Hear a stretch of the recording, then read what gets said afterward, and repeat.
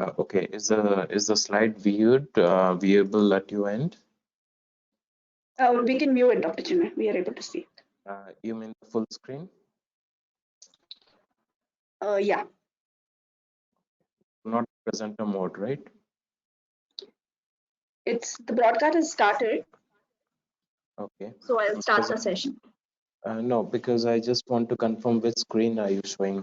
It is the full screen slideshow, right? Yes, Doctor. Okay, great.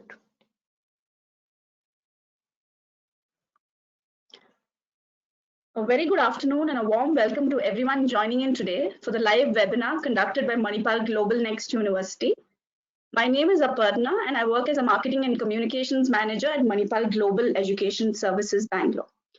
All our speakers are joining in from different locations worldwide, and we request you to kindly bear with us in case of any minor interruptions. Today's session will be covering the top reasons why a PhD in education is worth it. For any questions that you may have, we request you to please type it out in the questions panel in the widget. We will be answering them towards the end of the session. We have today with us esteemed speakers. We have Dr. Chinmay, who is the Vice Chancellor of Manipal GlobalNxt University, joining us from Malaysia. Good afternoon, sir. Thank you for joining us. And we also have Dr. Suma, who's the Faculty of Education at Manipal GlobalNxt University, also joining us from Malaysia. Good afternoon, Dr. Suma. Thank you for joining us today. Good afternoon. Thank you. Okay. Moving on. We'll be covering a little bit about the agenda of how GlobalNxt came about. And then we'll take you through some of the program details as well as the top reasons why you can opt for a PhD program. Towards the end of the session, we'll be covering the Q&A. Over to you, Dr. Chinmay.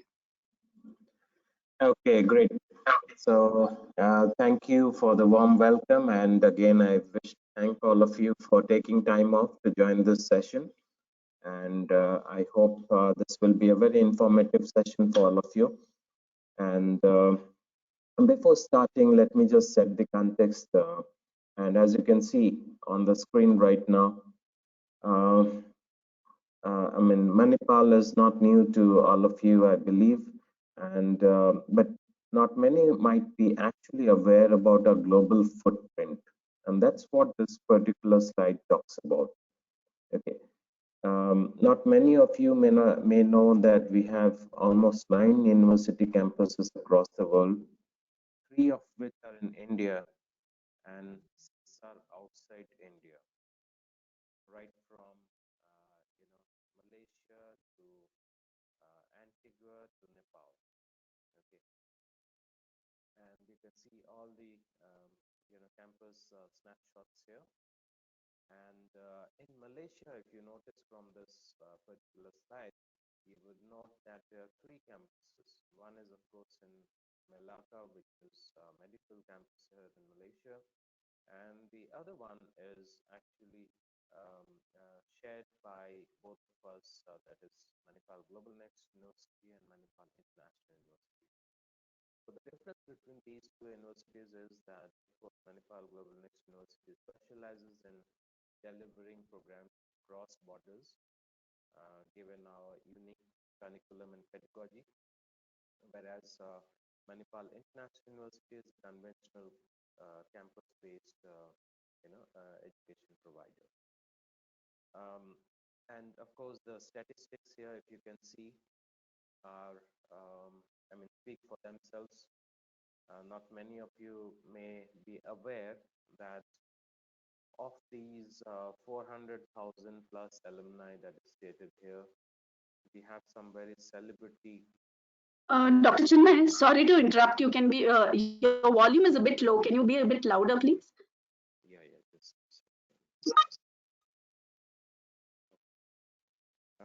is it better now? It's better, but it's still a bit soft.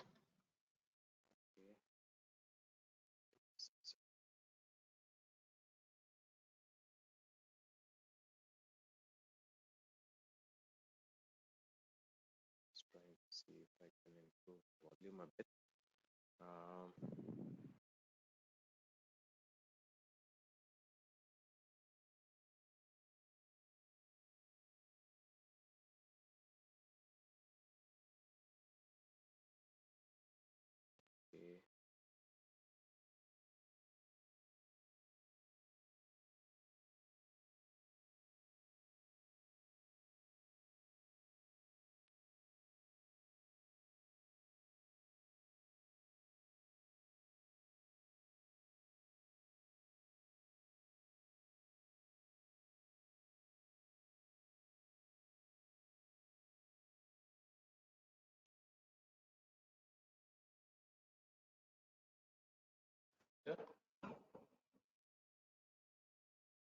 Slightly, but still it's in the softer tone.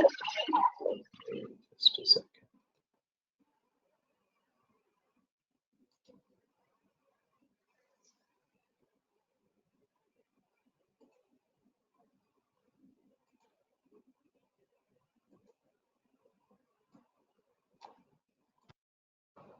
Yeah, now it should be better. Okay, so Yes, let me, Ravi. yeah, so let me continue. And as I was saying, out of this 400,000 plus alumni of the Manipal group, I'm not sure if any of you are aware that we have some very celebrity leaders across the world. You know, a few of those are, of course, for example, Satya Nadella is our CEO of Microsoft right now. Then Mr. Suri. So he was ex-CEO of Nokia.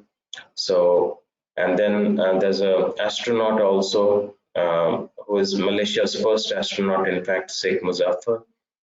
So, of course, the statistics speak for themselves, but even the quality of the people there is very impressive. Okay. Now, sorry, let me just minimize this a bit. Yeah. So going ahead, you would notice, uh, yeah.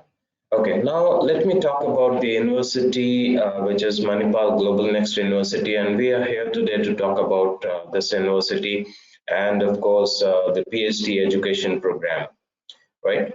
So, first of all, before we get into the 5 top reasons for doing a PhD, let me just set the context so that it kind of moves seamlessly to the next part of this session.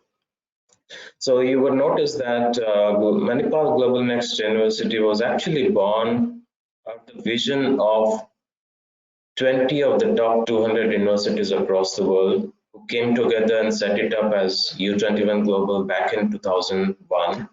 And we offered our first course in 2002. So that is how this year we are actually celebrating 20 years of our learning excellence that we have been providing across the world. And some of the universities which were closely linked with managing the affairs of U21 Global were University of Melbourne, University of Virginia, the University of Birmingham, and the University of Nottingham, right? And so that's how it was born. And back in 2010, all these universities wanted one flag bearer to take the heritage ahead. And that's when Manipal Manipal as a group, sorry, I have a bad throat, so I'll have to sip some water.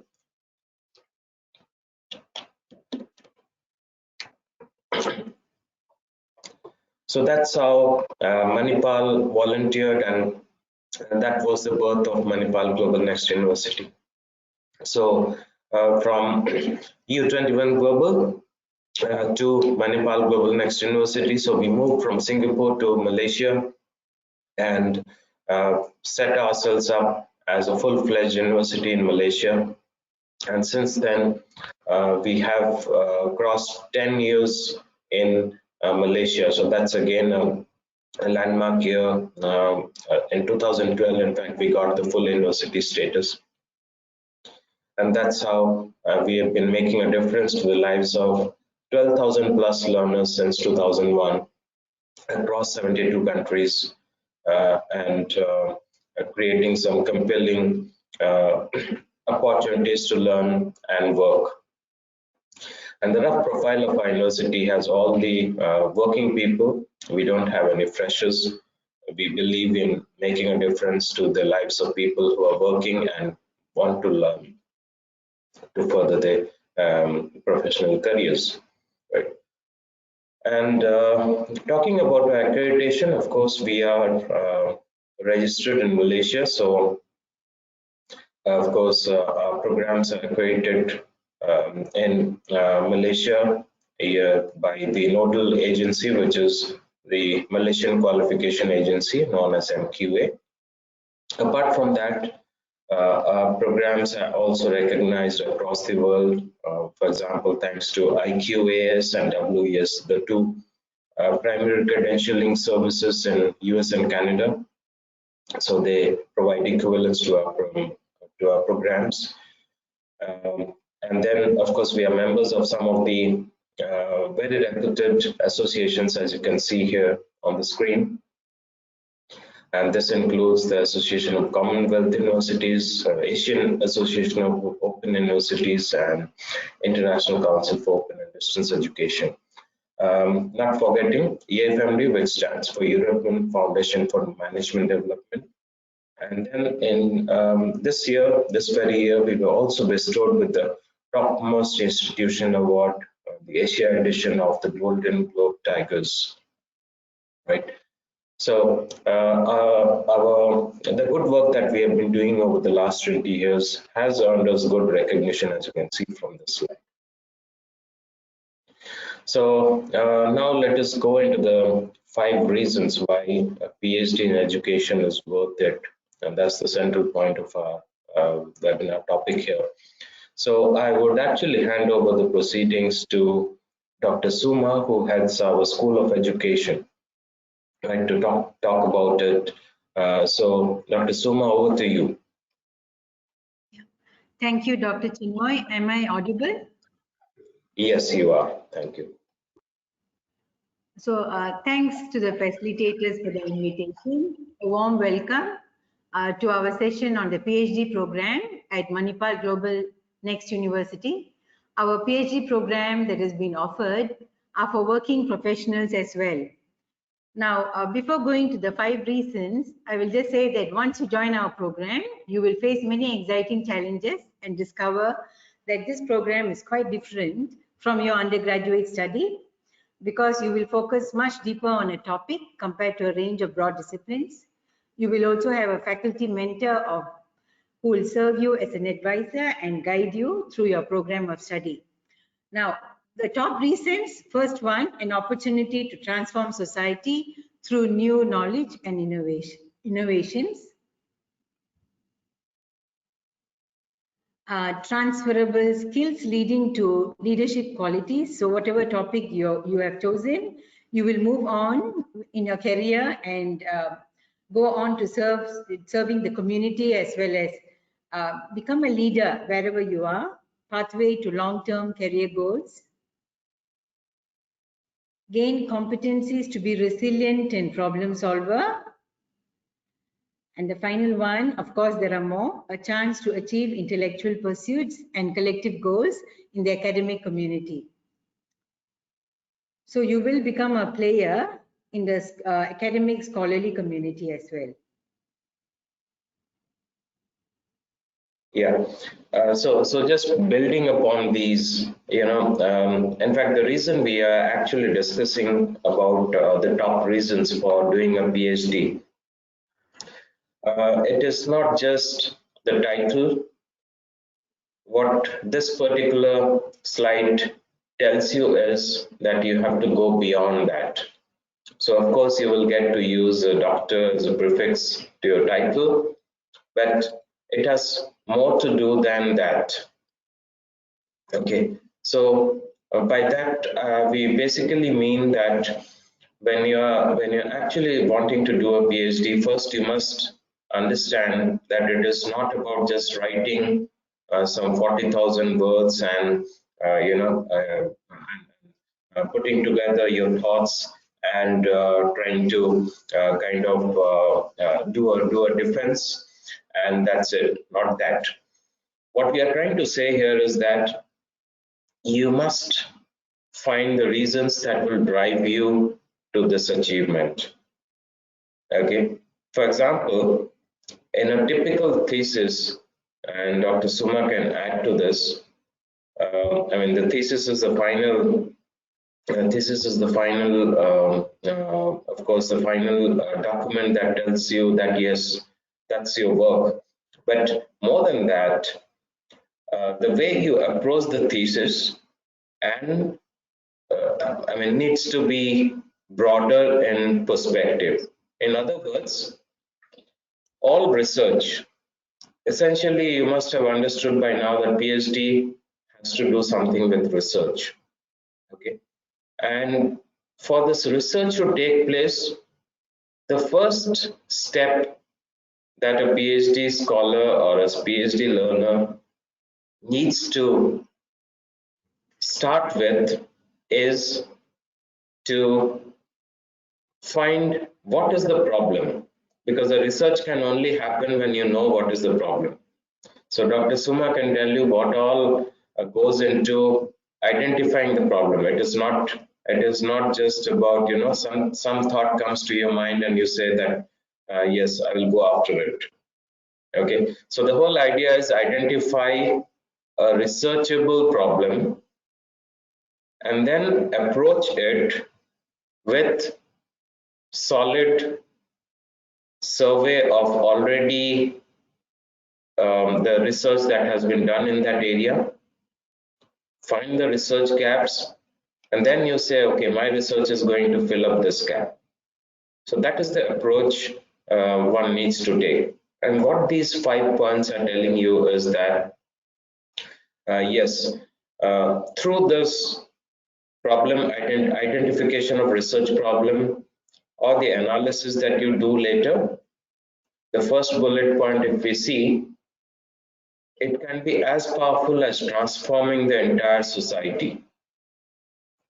Okay, so always remember that when you're working on your PhD topic, it has an unlimited or infinite possibility of transforming the society or bettering it for that matter, right? And maybe Dr. Suma, if you can explain this transferable skills leading to leadership qualities, I think our audience would be really interested in that. Yeah, if you have pursued on a topic that could be innovative, like we have currently students who are working on artificial intelligence and metaverse in education, and also pursuing their studies on online and distance learning. So I can see that that some of these students are pursuing certain specific subjects like mathematics as, in the teaching fields, which you could actually transfer these skills that you know on to data science and also move on to what is coming next. I'm talking about the futuristic program, because whatever we have learned many years back may not be applicable or may be applicable, but what you do for your PhD is actually adding on to your skills for your further career progress, as well as even to your leadership, in the sense that once you are a master of your particular topic, your thesis, you will be given a lot of opportunities, not only through Manipal GlobalNxt, but personally you can pursue many other universities through collaboration, and you can present a number of scaffolding programs or even curriculum developmental knowledge which you will have as soon as you finish your PhD. So basically, there are many areas of transferable skills, starting from computer knowledge, then the information technology knowledge related to that, then the educational field, then the leading statistics or on qualitative or quantitative research that you're doing. So you could go on a variety of programs which is provided by our university, and also you will be reading a number of articles, and you will learn through many webinar sessions and guest lectures. So there will be a number of skills that you can actually promote to your own university or institution or school, and to society as well. Yeah, so just to add to that, when we say transferable skills and pathway to long-term career goals, in fact, Dr. Suma just now covered both these points, including the third point also. But in fact, fourth point, which is gain competencies to be resilient and become a problem solver. See, the moment, obviously, as I said, when you're doing a research, obviously it needs to start with a research problem. Now, that also gives you some leadership skills that is of utmost importance today. What separates a leader and the follower is the way they are able to visualize problems. Okay, the way they can discover problems. For example, we all around us, we all see the symptoms. Okay, but finding what is the real reason, the root cause behind it, that's what separates a researcher from a reader or a leader from a follower, right? So that is what is very important. And secondly, as Dr. Suma said, that in fact, she will talk about the program a bit later, where you would see the program that we have put together, the PhD in education, has a lot of flexibility to allow you to choose your area of passion and interest to pursue your research goals. Okay. So when you're trying to look for a PhD program, you should understand what is it that you will get at the end of the day when you complete your research work. It's not just the doctor title that you should be passionate about. It is more about also building those skills, changing you as a person. Obviously, our goal is to become a lifelong learner.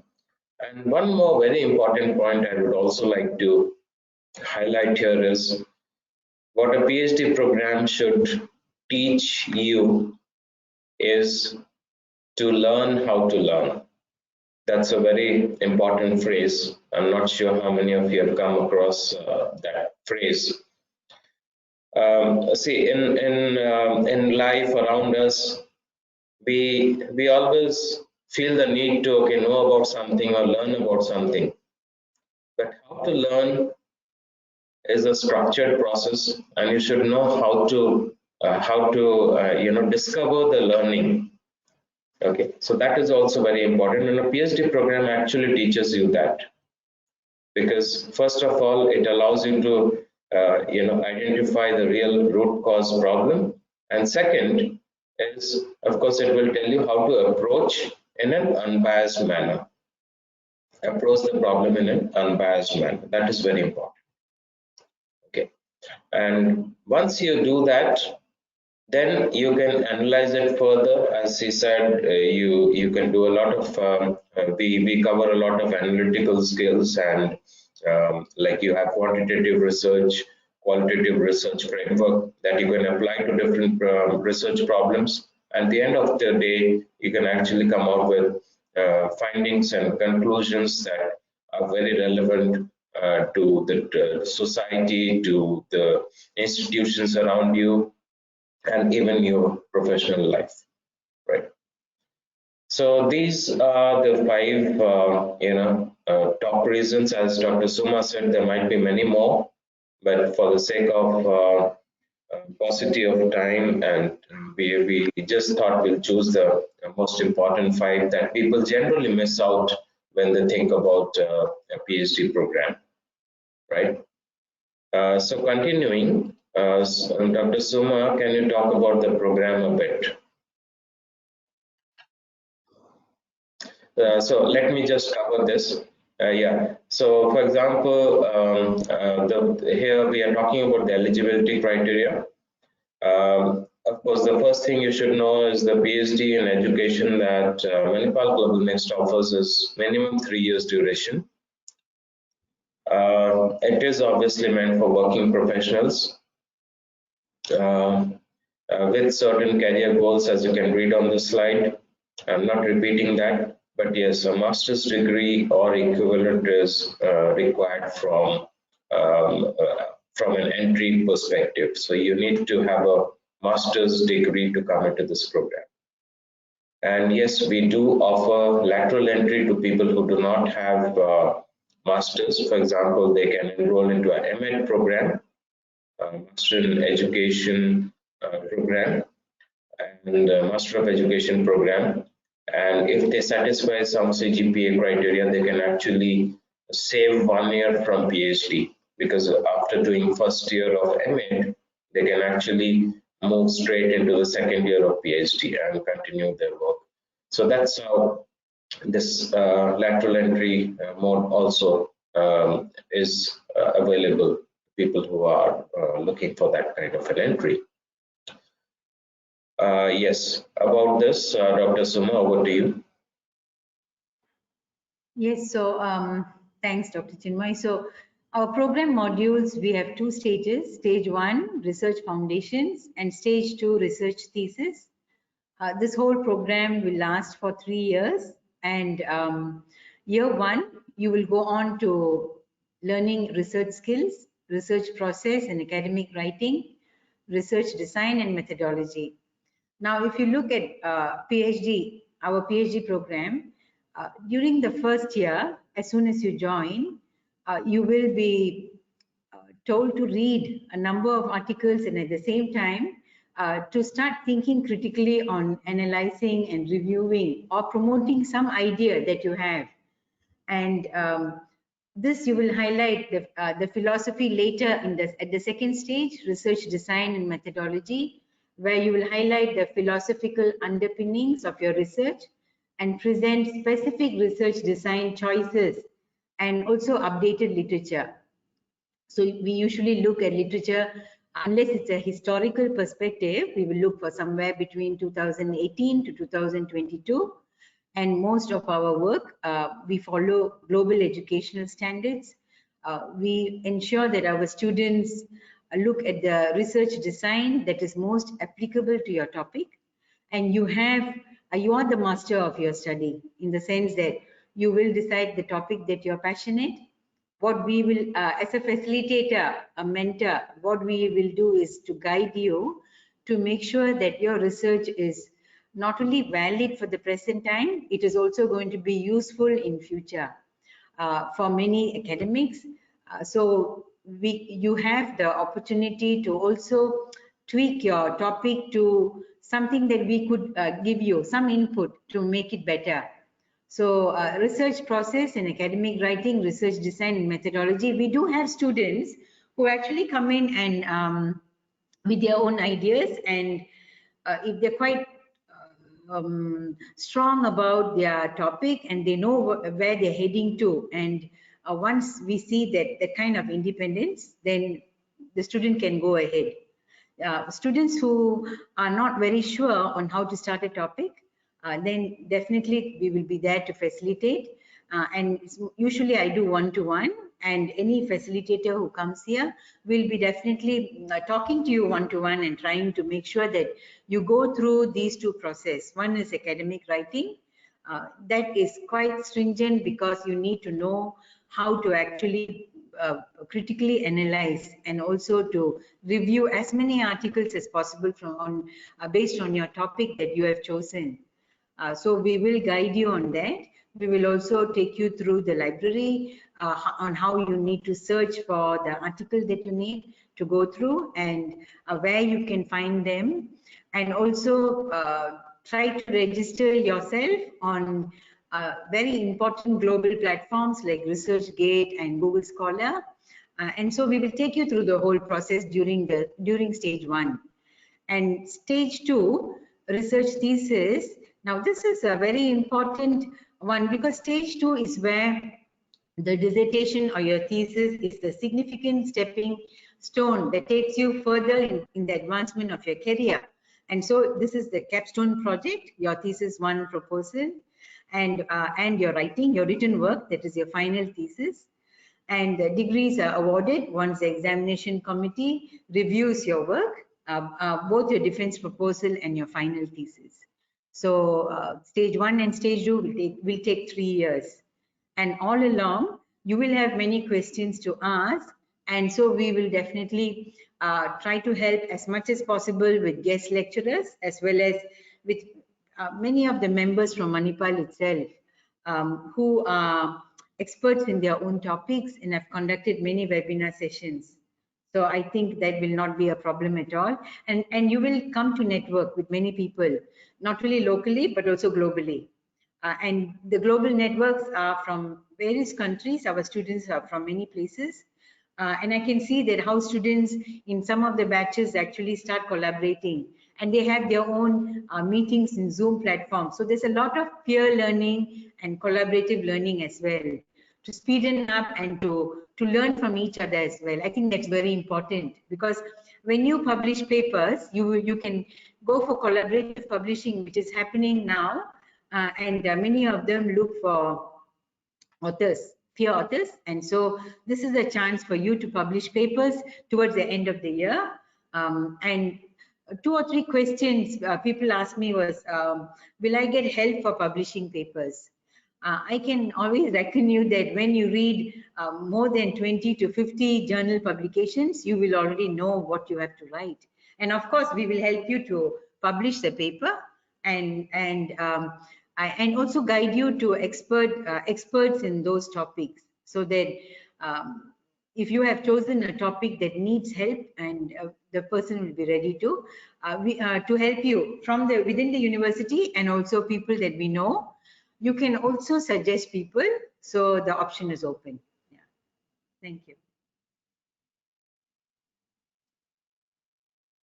Thanks for that. So what you'll see on the right side of this slide is all the possible research areas. Of course, this is not exhaustive, but these are some trending topics that you see here.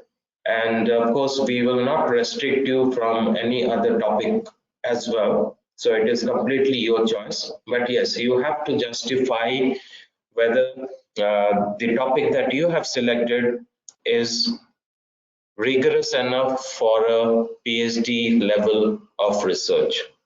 Okay. And of course, as Dr. Suma said, you will be allotted a one-to-one supervisor. So you will get to know about how to find the researchable potential in that particular topic, or how you can, do a proper research design that actually gives you some very meaningful analytical and research insights. Right. So moving ahead, I can see we already have some questions. So I'll just try to, move forward a bit faster. So as Dr. Suma was just saying that, this is what you will basically get. You will get the course material, which is available to you 24/7. So that will be made available to you. And secondly, you will also be getting the discussion forum and all those access, so that you can discuss along with your peers, with your professors. So it's a 360-degree learning experience. The peer-to-peer learning component, which Dr. Suman just spoke about. Then there will be live webinars fortnightly, and then of course application-oriented tasks like, as I said, reading research papers, finding out what research has already been done in that area, and trying to critically assess the findings and conclusions, right? And of course, we use Brightspace. It's a Canadian-based learning management system. And we also have access to e-library, which all our learners through Brightspace get single sign-on access. That means you don't need any other username, password. The learning portal's password works everywhere. And the collection of the journals and e-books is actually of global standard. We subscribe to many of the same resources which some of the top universities like Stanford and Harvard subscribe to, right? So that tells you about the pedagogy. And as I said, we are celebrating 20 years. So, the expectations are very high, and we are here to meet all those expectations. This is a broad roadmap. For example, the September intake, for example, is starting on 30th. So if we, for example, this incidentally shows from about last week of September, but if you go through this particular slide, you would notice that the first 2 So basically this program, if you would have understood in this slide, we have two coursework modules and then you will work on your thesis. Thesis has two stages. First, you have to clear the proposal and then the final thesis. Okay. So these two modules are actually covered here. In the first year, you're completing that. And the second year onwards, you're working on your thesis. And however, allow me to say that these are not independent of the thesis. In fact, a lot of our students start working on the thesis right from here. So the work that you do in these two modules can actually help you put together your thesis faster. So by the time you completed this, you're actually ready with your proposal. So it's like that. So we have milestone-based program. So you cover some milestones and you're actually contributing every contribution to the final thesis work. Right. Yeah, so now coming to the questions, feel free to type, but I'll just take some of those which I see on my screen. And these are actually, one of them says, okay, so Preeti or Aparna, or if you can see some questions, I can see some which I'm just taking. In the meantime, if I miss something, please alert me. So what is the difference between doctorate and a PhD? So of course, a PhD gives you a doctorate, but yes, we have, for example, a doctor of education also, but a PhD in education is more research focused. So that is the difference. So basically the research problem would be there, whether you are doing a doctor of education or PhD in education. The research problem would be there. What the doctor of education does is it gives you a more practical, oriented coursework based program. Normally, doctor of business administration has more coursework, whereas PhD is more research oriented. And another question I see is what are the career options? So of course, as we saw to you in one of the slides, this program is typically meant for people who want to move into education or want to move into education administration or leadership in education. So basically it applies to a lot of areas, but essentially since it's a PhD in education, it is meant for educators. And one more question I see is about selecting thesis topic. As I said, of course, it has something to do with the research problem, so that will be a starting point. But as I said, we will not stop you from selecting any topic that you are interested in. What our supervisors can do is they can tell you how to make it more rigorous and research focused. Okay. Okay, when will be the supervisor allotted? Yeah, once you have a topic in mind, actually you're ready to be mentored by the supervisor. Right. So of course, Dr. Suma and her colleagues would be doing that initially, but we also have a lot of experts in the panel. If it has to do some, for example, someone is now working on the Facebook virtual reality world metaphor, so metaverse. So people have even started working on that. So we have experts in that area also to supervise students. Okay. Yes, about the cost and other things, I will be showing you the contact address. You can write. In fact, Preeti is here. She can help you with the course fee. Yes, the program is structured because if you see, this is the structure. In fact, it is clearer from this slide. There are two coursework modules and then the thesis. Right. Okay, one more question is, I've done MEd online from University of People, am I eligible? So just show us your transcript and degree, the MEd degree, and we can confirm that. What we basically see is whether University of the People is accredited university. in its home country. So any university, we accept any university in the world so long as it is accredited in its home country, at least its home country. What will the mode of teaching? Okay.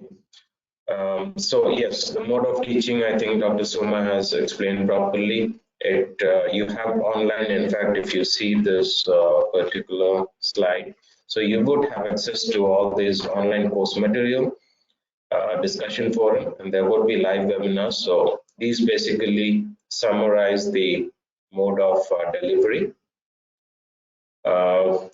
And I see I've already completed my MEd. How can I take admission? Yes, so just wait for the, okay, let me just move to the slides that, yes, this is the process. So basically you can log into our website, complete your application, and then you can also contact Preeti on the email or Mona Lisa and on these numbers. Okay. I've done MA in English literature. I'm eligible to pursue PhD. Yes, absolutely. That's quite possible. So we welcome all master holders. So it's not necessarily that you have to have a Master of Education only. Okay. Yeah. So I think I've covered most of the questions. In case I missed some, Preeti or Aparna, you can help me out. We've covered all the questions, Dr. Chinmay. Okay, great. Great. So I would if, like to yeah, sure. Yeah. Thank you for taking time out today, Dr. Chinmay. Despite being unwell, you took this session for us. Thank you so much. Thank you, Dr. Suma, for such an insightful session. If you have any more questions, we request the audience to reach out to the numbers and email IDs that are given on your screen. The next intake is in September. You can apply online with us. Anything you would like to add, Dr. Chinmay? I know that's all. So in fact, our term is starting in the last week of September. But yes, the application process is already started. So feel free to start it as soon as possible. Of course, our team gets really busy towards the beginning of the term because a lot of applications come in. So please don't wait till then. So that we can process your application smoothly and get you ready, get all your credentials and everything ready before the class starts. Okay. So with that, I think we had a very good session, but the takeaway is, again, I want to remind you, please don't do a PhD just for the sake of using the doctor title. Try to make a difference that is more far-reaching, that is going to benefit the society, your institution, and your professional life. So that's, I think, the takeaway from this session. So I wish you all the best and look forward to welcoming you into our program, and happy lifelong learning. Thank you. Thank you again, Dr. Chinmay and Dr. Suma, for taking time out today. We will be ending the webinar now. Thank you one and all for attending, and have a good evening. Thank you.